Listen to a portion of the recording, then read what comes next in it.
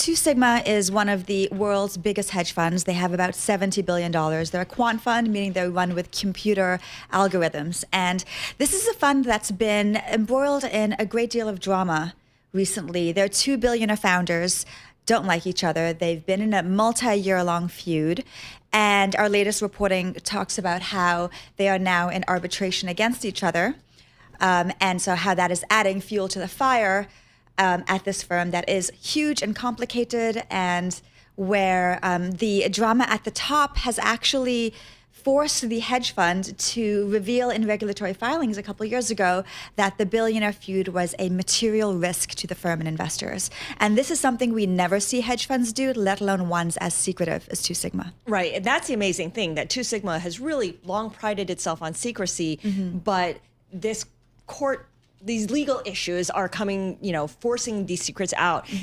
Not to mention, John Overdeck, one of the co-founders, is getting divorced from his wife, and that has revealed a lot of documents and, I guess, gossip, if you want to put it that way. No, absolutely.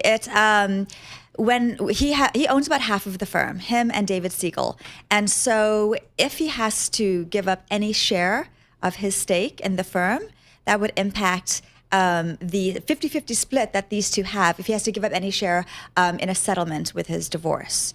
So what that means is, as these two billionaires have been fighting and debating control over this firm and how to run it, if there's a switch, because basically decisions have been gridlocked.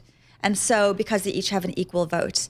And so if one person gets the upper hand, that could impact a great deal about the firm. And then you have this divorce, which there's allegations of siphoning money off to Wyoming and removing the wife as a beneficiary of that.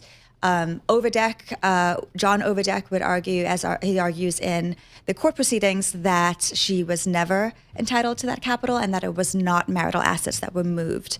But it's really, this story gives us an insight into how billionaires, when you're talking about this amount of money, how they think about their assets, the implications of it, and how in a divorce proceeding these things can unravel.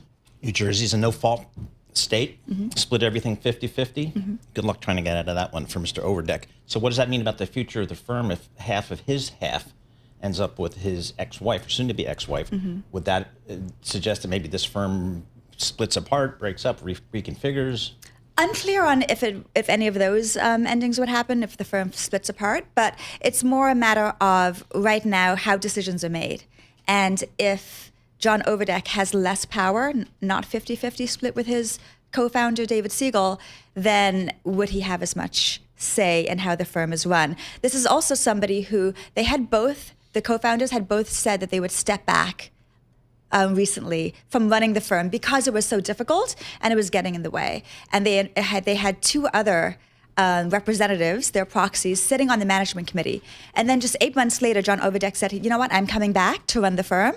And so that in and of itself has been somewhat tumultuous for the firm as a whole. And it creates all of these really interesting relationships and tensions. And so when you look at this fight, every percentage of ownership matters a lot more than perhaps a word anywhere else.